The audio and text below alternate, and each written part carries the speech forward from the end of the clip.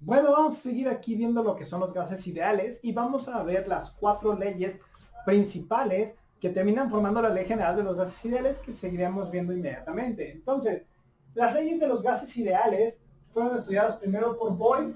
Boyle tiene una ley en la que lo que nos dice es que mientras la temperatura del gas y la cantidad de moles sean constantes. ¿A qué nos referimos con cantidad de moles constantes? El gas tiene que estar confinado, ¿ok? Tiene que estar adentro de una burbuja, tiene que estar adentro de un globo, tiene que estar adentro de un reactor, tiene que estar adentro de algo, tiene que estar confinado. La cantidad de sustancia no puede variar. Entonces, temperatura y cantidad de sustancia constantes, la presión y volumen del gas son inversamente proporcionales. Si una aumenta, la otra disminuye, ¿ok? Entonces, vamos a la siguiente, la ley de Charles. La ley de Charles me dice que mientras el gas esté confinado y la presión sea constante, el volumen y la temperatura son directamente proporcionales. Entre más volumen tengamos, más temperatura vamos a tener.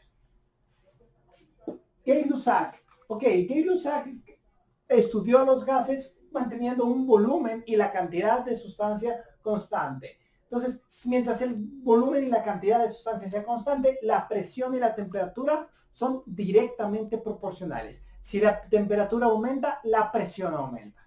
Y finalmente, la ley de Avogadro.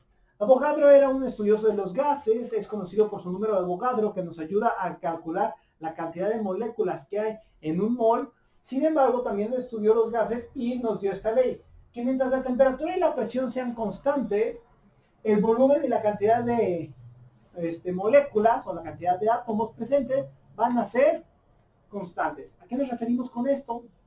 Que mientras la presión y la temperatura sean constantes, o sea, por ejemplo, si estuviéramos haciendo un experimento aquí, donde no vamos a estar cambiando la temperatura, porque la temperatura depende del exterior, o sea, depende de la temperatura ambiente, y la presión no va a cambiar, porque pues depende de la altura en la que estemos, la cantidad de volumen y la cantidad de moles van a ser directamente proporcionales. Si aumentamos la cantidad de moles, va a aumentar la cantidad de volumen que requiere ese gas. ¿Ok? Esta ecuación va a ser muy útil para futuras cálculos cuando ya estamos trabajando con gases, pero principalmente en estequiometría o en alguna otra sustancia. Ahorita vamos a enfocarnos en las primeras tres, Boyle, Charles y Gay-Lussac. Entonces, ahorita volvemos explicando lo que ya es la ley general de los gases ideales. Bueno, vamos a ver la ley general de los gases ideales. La ley general de los gases ideales nos une todas las otras leyes para darnos esta forma.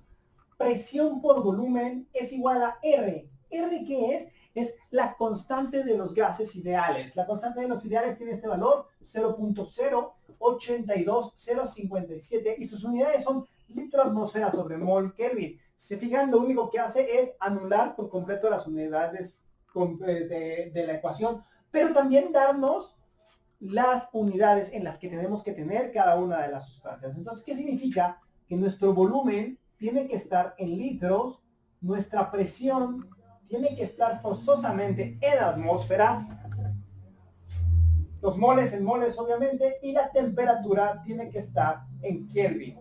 ¿Ok? Si queremos utilizar esta constante, tenemos que utilizar estas unidades.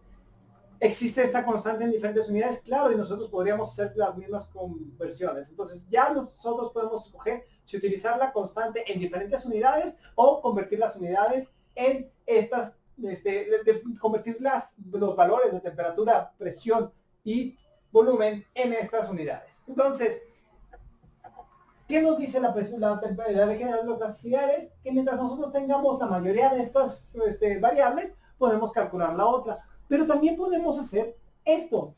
¿Okay? Si R es una constante, podemos ver que presión por volumen sobre cantidad de moles por temperatura va a ser igual a R. ¿Okay?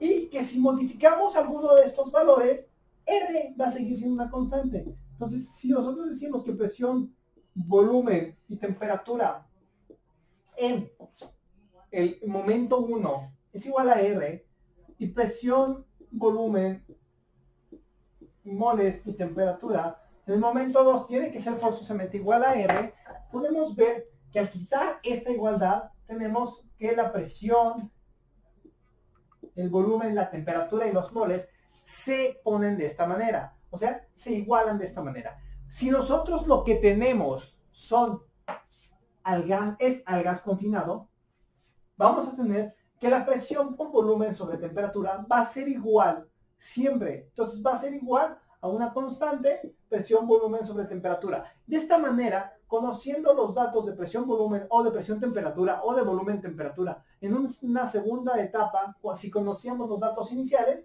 podemos calcular cuál va a ser aquel tercer dato. También esto, si lo vemos de esta manera, es la unión de las tres leyes que dijimos iniciales. Charles, Gay-Lussac y Boyle. ¿Ok? Fijámonos. Si tenemos una presión constante, esto desaparece y nos queda que volumen 1 sobre temperatura 1 es volumen 2 sobre temperatura 2. Si tenemos un volumen constante, estos desaparecen y nos queda que presión 1 sobre temperatura 1 es presión 2 sobre temperatura 2. Y para la de Boyle, si tenemos la temperatura constante, si se fijan, presión 1 por volumen 1 es presión 2 sobre volumen 2. Ya, por volumen 2.